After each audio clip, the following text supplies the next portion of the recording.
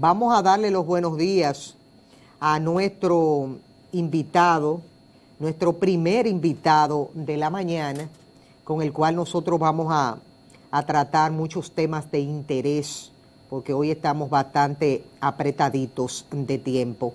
El diputado Tobías Crespo, al cual le vamos a brindar un cafecito para que se vaya entonando en todo el sentido de la palabra. Ya me le dieron el cafecito, ahí está. Vamos a aprovechar y vamos a darle los buenos días para que él se siga disfrutando su café. No, sígase tomando su café que nosotros estamos compartiendo normal, sin estrés, en esta sala. Usted va a brindar con su taza, pero nosotros estamos en Navidad.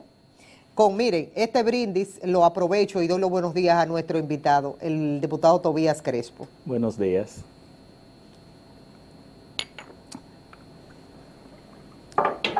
La pregunta que no puede faltar después del discurso del presidente fue la decisión sobre el peaje sombra. ¿Qué puede decirnos el diputado Tobías Crespo sobre esa decisión del presidente de la República?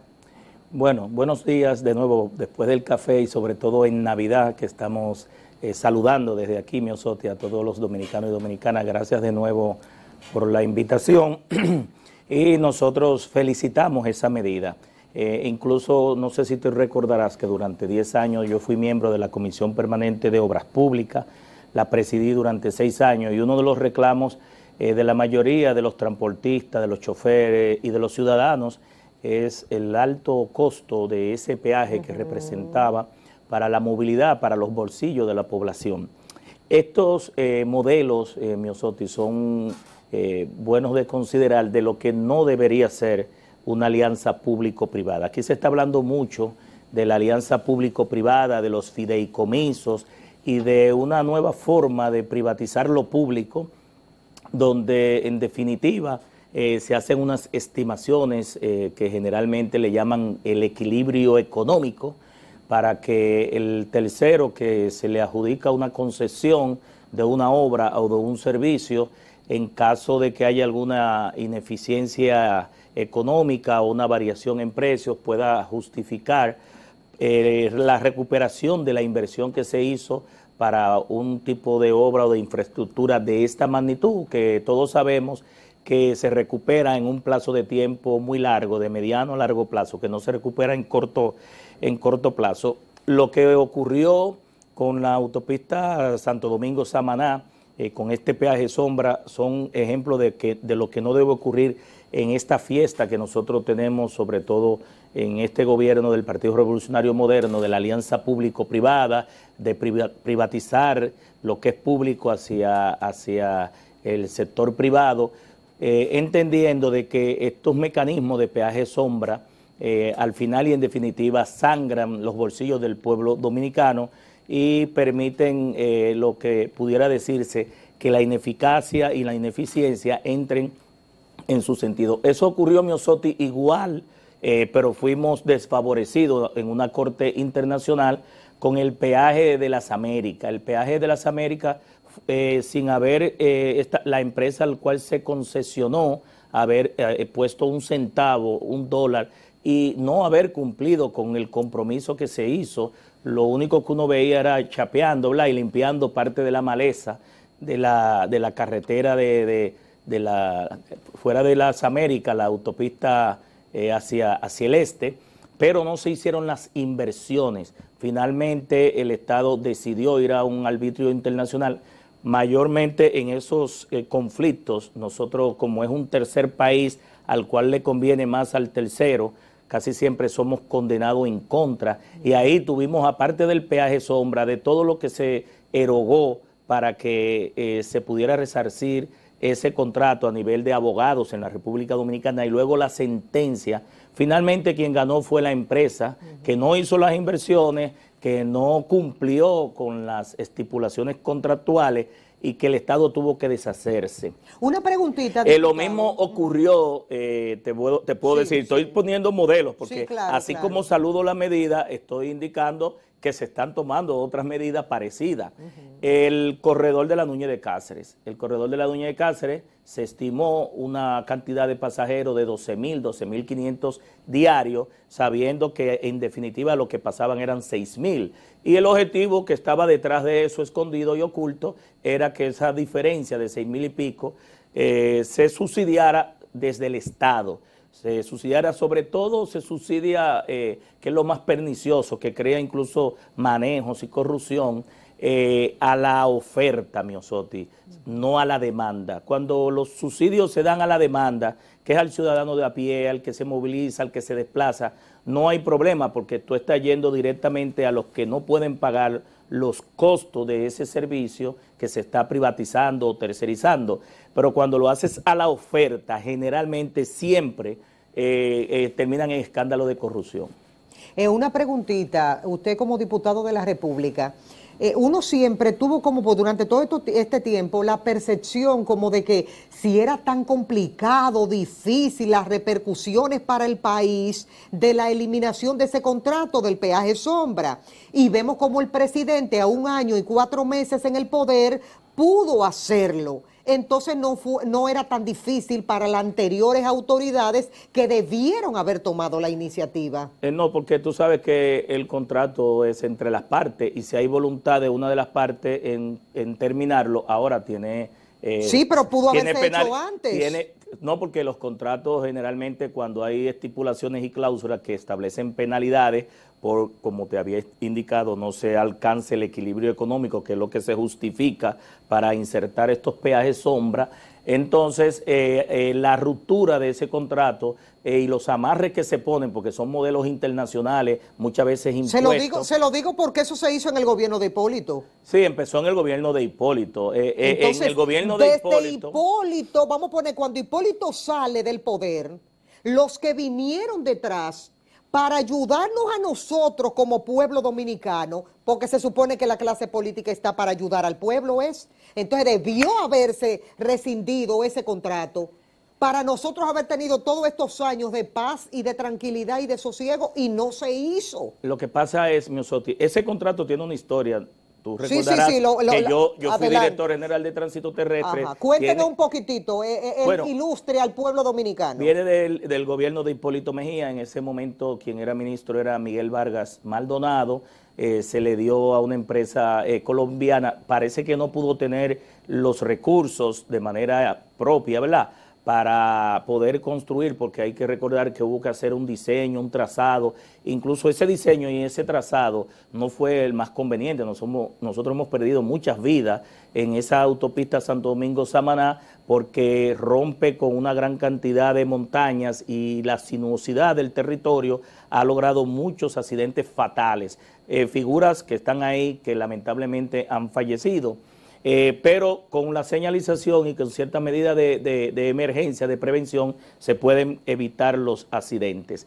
En ese sentido, esa empresa fue al mercado de valores, creo que a Nueva York, colocó bonos y con la garantía soberana pudo en un plazo, como dicen, razonable, poder concluir esta autopista que logra reducir de verdad el tiempo de desplazamiento de Santo Domingo a Samaná. Estamos hablando que casi el doble de tiempo, además de que conecta con otras ciudades y provincias importantes del nordeste y que en definitiva en su momento era necesaria porque el que quería ir a Samaná por la vía tradicional había que durar de 4 a 5 horas dependiendo del nivel de congestionamiento y pasando por una gran cantidad de ciudades, de provincias, de municipios y con unas vías muy estrechas.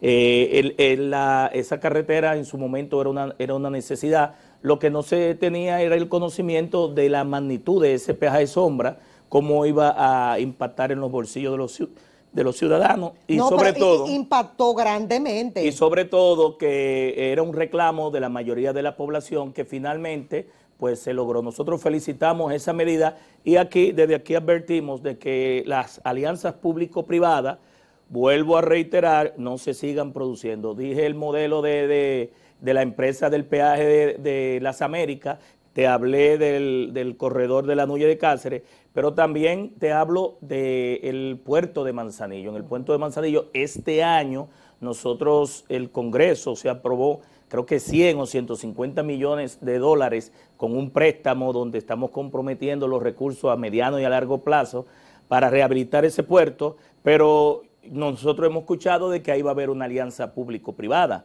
y la pregunta que uno se hace es ¿qué va a invertir el sector privado si es el gobierno que está haciendo la inversión? Sí. Eso de las alianzas público-privadas, la mayoría de las cosas en este país se la han negociado los que se sientan en el poder al sector privado.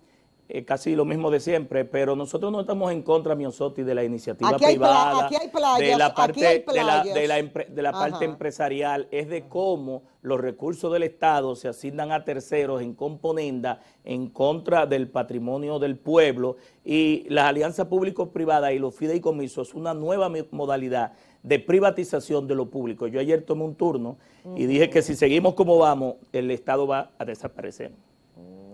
Es decir, no vamos a tener casi nada público porque bajo el esquema de los fideicomisos estamos privatizando. En la actualidad, todo. ¿cuáles han entrado dentro de ese esquema? Que se esté cocinando por ahí abajo y que uno no sepa todavía. Ya viste lo del corredor, vendrán otros corredores. Lo del corredor de la Núñez de Cáceres. Vendrán también los monorrieles, ¿Usted se refiere trenes, al corredor de la Núñez? Y otros que vendrán, porque hay un plan de movilidad que implica 19 corredores. Que se le dio a Antonio Marte. Pero también está lo de la Policía Nacional, hubo un fideicomiso que se creó para la Policía Nacional. Hay otro fideicomiso para administrar los bienes incautados mientras se aprueba la ley de extinción de dominio. Es decir, que para cada aspecto de los temas que son de bienes públicos se está creando un fideicomiso, que es un modelo de alianza público-privada que todo y cada uno de esos contratos deben ir al Congreso Nacional, es decir, que debe haber transparencia. Ahí es que nosotros vamos a ver el papel de ustedes como legisladores,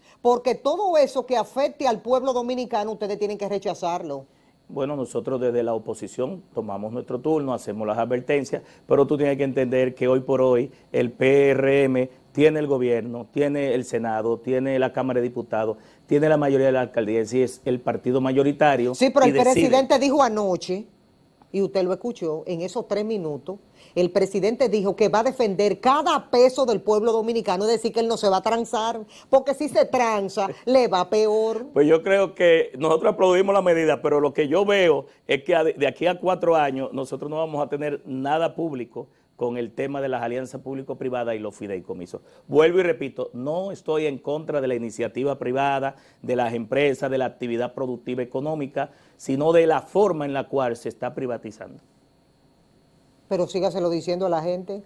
Bueno, le voy a dar 1 hora para que se lo diga todo al pueblo dominicano. Adelante, me voy yo a callar, no voy a decir ni, porque el diputado es usted, yo no. Tú me vas a poner como nos ponían a nosotros, Miosotti, en la caligrafía, a repetir 100 veces el trazado. Lúzcasela, porque eso que es su comunidad, la circunscripción suya, ¿no es cuál es? La 2. Sí. La 2, que tiene los ríos y toda esa zona por ahí. Sí, los ríos, está los jardines donde yo me crié, Cristo Rey, la Agustina, la Fel, Kennedy, los Girasoles, Arroyo Hondo. Toda esa gente son fieles a este programa. Entonces, su diputado, que ellos lo están mirando ahí en pantalla, se la va a lucir ahora. Desnude todo lo que usted sabe hasta este momento. No, nosotros en primer lugar, vuelvo y repito, saludamos la medida, era necesaria, muy bien reclamada, y ahí mismo advertimos de que esos tipos de esquemas de alianza público-privada, si no se hacen con la debida transparencia, si no se pone al pueblo dominicano en el centro de la decisión de esa política, nosotros vamos a seguir viendo peajes sombras disfrazados de equilibrios económicos que se ponen en contratos de alianza público-privada, que se maquillan y cuando al final uno ve el resultado es una estafa. No, yo me he quedado sin palabras. Déjeme yo preguntarle sobre el préstamo. El préstamo que se aprobó que tiene que ver con las aguas residuales, que es de interés. Los legisladores aprobaron el préstamo por 43.5 millones de dólares para el proyecto de las aguas residuales. Cuéntanos un poco de eso. Bueno, el Congreso en el día de ayer siguió con el festival de préstamos que desde el año pasado para acá nos tiene el gobierno del Partido Revolucionario Moderno, que ha aprobado alrededor de 14 mil millones de dólares en un año y pico, 1 año y 2 meses, ningún gobierno había aprobado tanto préstamo. La mayoría de esos préstamos, por eso la Fuerza del Pueblo, en la mayoría de los casos ha votado en contra de esos préstamos, porque cuando tú tienes un préstamo, debe dejar una impronta, debe dejar un legado, debe tener no solamente redituar económicamente, sino socialmente. Debe mejorar un problema fundamental de la población. Si no logra resolverlo, por lo menos reducirlo y mitigarlo, o por lo menos avanzar en la solución de ese problema. La mayoría de los préstamos que se aprobaron, fuera de lo que fue dedicado Miosotti a la vacunación, a la pandemia, que fueron alrededor de 6,000 y pico de millones de dólares, la diferencia el Poder Ejecutivo no le ha explicado a la población. La mayoría fueron para lo que le llaman equilibrio presupuestario.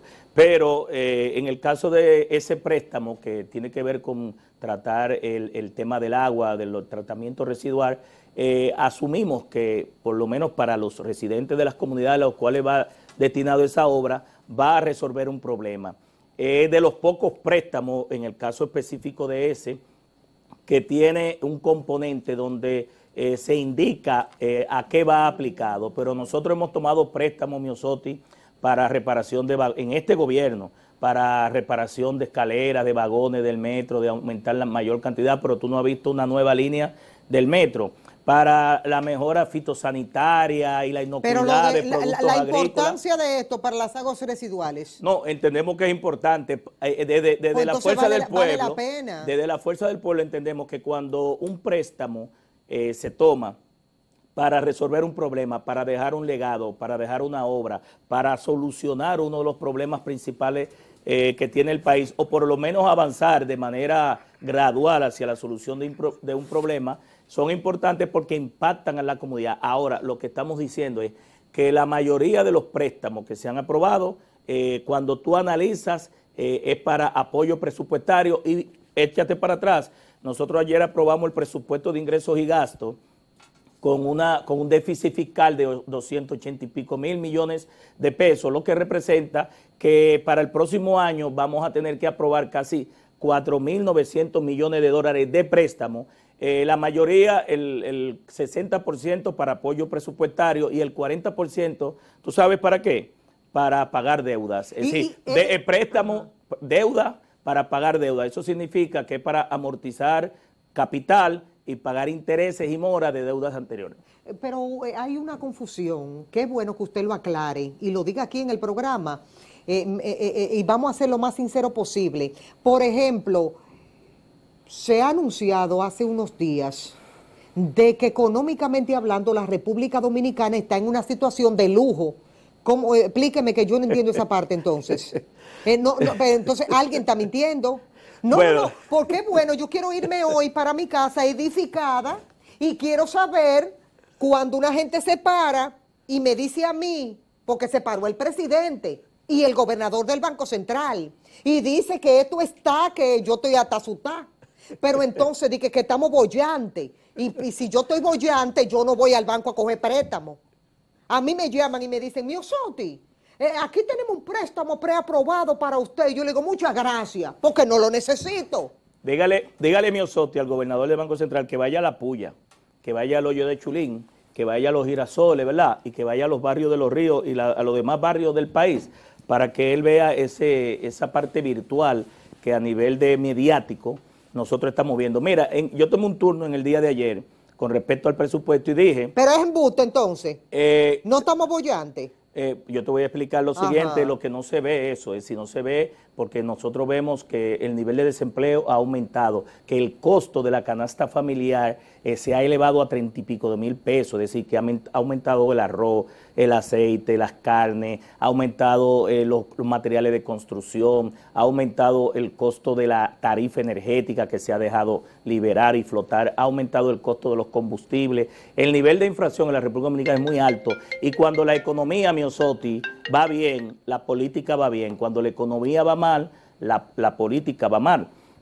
Lo que te quiero indicar que yo expresé en el día de ayer que el año pasado se aprobaron por primera vez 2 presupuestos complementarios, uno de 185 mil millones de pesos al gobierno que ya salía y otro por 202.000 millones de pesos al gobierno entrante, por el tema de la vacunación. Tú sabes que venían las vacunas, había que prepararse. Pero no solamente eso. El año pasado se proyectó para este año un presupuesto de un billón de pesos, que nunca habíamos alcanzado esa cifra. Para el 2022 estamos proyectando 1 billón de pesos más, es decir, una cifra nunca alcanzada en la parte presupuestaria. Adicional, estamos hablando que se han aprobado 14.000 millones de dólares de empréstito para esta misma gestión, pero en mayo, el Poder Ejecutivo mandó una ley especial transitoria donde 722 escuelas, 17 hospitales, 2 unidades de atención primaria y 4 carreteras que venían de la gestión anterior y que habían excedido el 25% y que el presidente de la República entendía que había un nudo jurídico, un nudo legal para seguir esas obras, se decidió mandar una ley y ahí aprobamos también 44.000 millones de pesos para ser invertido en los próximos 4 años hasta diciembre del 2024, que es el cuatrenio el cual termina esta gestión. Es decir, que dinero ha habido. El gobierno no puede quejarse de dinero porque, porque el Congreso Nacional, el Congreso que es en base a préstamos. El Congreso, claro, porque no han podido generar de manera interna la mayoría de lo que se establece en todo país. Ahí viene la otra pregunta. El crecimiento y la productividad de un país no debe depender de préstamos. Vamos a llegar a un default. Nosotros estamos prestos a que ocurra lo mismo que ocurrió en Puerto Rico, porque hasta para una acera estamos pidiendo un préstamo. Mira para qué el gobierno pidió un préstamo, Miosotti. Para convertir 40 liceos en politécnico y dar cursos de Infotec. 100 millones de dólares. Y yo me pregunto, ¿no puede el gobierno con recursos propios transformar 40 liceos que están en el tema tradicional y llevarlo a politécnico y dar cursos de Infotec? Es decir, esa es la función básica del Infotec. Entonces cogimos 100 millones de dólares o 150 para que el Ministerio de Educación lo ejecute en esa partida. Y entonces, ¿de dónde vamos a sacar? Pero ¿me estás entendiendo? Sí, pero es decir, sí, aquellos préstamos que dejen un legado, que dejen una impronta y que al final las próximas generaciones puedan disfrutar su aplicación, son bienvenidos. Yo quiero felicitarlo por su estrategia. ¿Por qué? Porque la estrategia suya no me está dejando hablar ni preguntarle. Porque yo soy el entrevistado y usted es el entrevistador. Sí, ahora, si usted quiere, hable y yo le hago la pregunta. Yo necesito hacerte la pregunta para que me puedas contestar. Entonces, mi pregunta es... Pero soy siendo buen entrevistado. No, no, usted se porta, es regularcito, pero vamos ahí. Esto no es violencia de género, es que me levanté muy fuerte hoy. Está muy fuerte, sí, tengo que reconocerlo. Además, usted es excelente exponiendo. Esa parte de lo que necesita la Procuraduría General de la República, ese adicional, y entonces, ¿cómo lo vamos a hacer? Porque si no hay dinero... Vuelvo y repito, en el turno de ayer, Miosotti, yo dije que una cosa es con guitarra, otra cosa es con violín. El presupuesto de ingresos y gastos es una herramienta de desarrollo. Como herramienta de desarrollo está establecido en la Constitución, en la Ley de Estrategia Nacional de Desarrollo 2030 y en lo que le llaman el presupuesto plurianual, que establece un presupuesto anual de ingresos y gastos. ¿A dónde deben ir destinados los recursos? A las áreas prioritarias. Y sobre todo las áreas prioritarias fuera de lo que es la pandemia que nos ha golpeado y a todo el mundo, estamos hablando que es la promesa de campaña de un gobierno por 4 años. Es decir, si el gobierno prometió generar empleos, los recursos del presupuesto deben ir a la función de generar empleo. Deben ir, si prometió la seguridad ciudadana, deben ir a la seguridad ciudadana. Si prometió mejorar la educación, la salud, debe ir a esos planes, proyectos y políticas que son parte de su programa. ¿Y lo de la Procuraduría dónde lo vamos a sacar? Si prometió una Procuraduría independiente y no le da recursos, entonces independiente muchas veces tiene que ver con los recursos. Si tú tienes que depender del Poder Ejecutivo para poner un escritorio o para hacer una investigación, terminar o concluir una investigación, entonces estás coartando que esa independencia, que generalmente no siempre es económica, cuando hablo de la decisión de la voluntad sobre un tema específico, pero sí lo económico determina mucho la dependencia o no. Me explico. La justicia es independiente, es un poder independiente al Ejecutivo y al Legislativo, pero siempre tiene que estar yendo al Ejecutivo a pedirle más recursos, como va la UAS, como va la Procuraduría y como van otras instituciones, las ONG, todo el mundo quiere recursos. Entonces, los recursos son determinantes para lograr que una institución de manera independiente y autónoma pueda cumplir con los roles y atribuciones que le establece la Constitución y su ley orgánica. Entonces, si yo digo que quiero una justicia independiente y le recorto presupuesto a la Procuraduría, si yo quiero decir que mi prioridad es la seguridad ciudadana y le recorto los recursos a el Ministerio de Interior y Policía, a la Policía Nacional, a los organismos de inteligencia, si yo inserto el tema de Haití y le recorto los recursos al Ministerio de Defensa, donde yo tengo un reto y un desafío en la frontera que tengo que sellarla por la situación de Haití, entonces lo que yo digo con lo que hago no es cónsono. Al político no le crea lo que dice, crea su trayectoria y lo que hace. Yo le voy a poner a usted este video de manera cotidiana, lo utilizamos aquí nosotros en el programa, y cuando finalice no voy a hablar yo. Usted, la cámara lo va a enfocar directamente a usted para que usted me diga en qué está de acuerdo y en qué no está de acuerdo de ese video. Esa es la respuesta que usted va a dar. Eso es sin censura previa. No, sin censura, Okay, porque este programa es democrático. No, está bien, porque aquí me va a poner contra la pared. No, aquí funciona 100% la democracia. Usted me dice, estoy 100% de acuerdo con eso, pero lo que usted quiera, sea positivo o negativo. Ya veo que tu nivel de democracia es muy autócrata. Dale, dale. Adelante, director.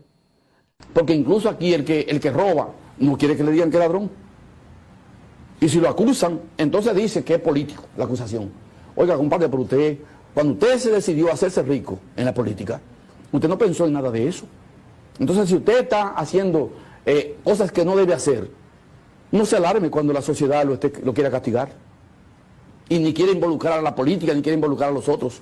Mire, aquí en la República Dominicana no hay una cultura de honestidad. Los países nórdicos, Suecia, Noruega, Finlandia, Dinamarca, especialmente Noruega, tienen un código de ética que no permite que estas cosas ocurran.